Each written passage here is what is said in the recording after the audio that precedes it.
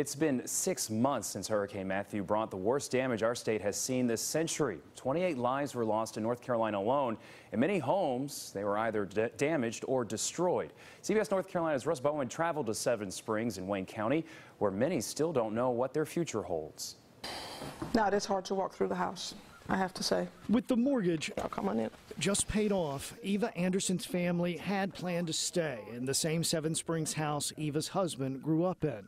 But last October, with no choice but to evacuate, a local church helped them move out everything they owned in just 4 hours. Things would never be the same. It made you want to cry. Made you want to cry quite a bit. You know, it was our home. It's where we raised our family. But now, 6 months after Hurricane Matthew, that's not going to happen. They plan to try to sell the land and settle away from the river, and the Andersons aren't alone. Many of the homes that had once been repaired from Hurricane Floyd back in 1999 won't be lived in again. They've just had enough. It got between 5 and 6 foot in my store. Just down the street from Rhonda Hughes' store, a trailer substitutes as the post office after being flooded.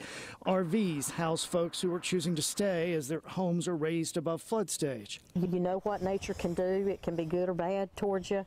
And you have to go with the flow. When it's good, you're doing great. When it's bad, you just regroup and go again. If people do stay, it'll take time, patience, and money.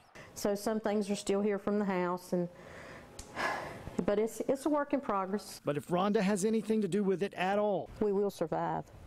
It might be different than what they're used to seeing, but we will survive. We're still here.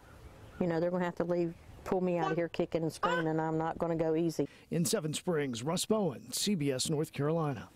And today was the deadline for the owners of the Woodlake Dam to submit their designs or their plans rather for a new design. The Moore County Dam was badly damaged during Hurricane Matthew, forcing evacuations and pushing the state to drain the lake. That in turn led to concerns from neighbors of plummeting property values. Tonight,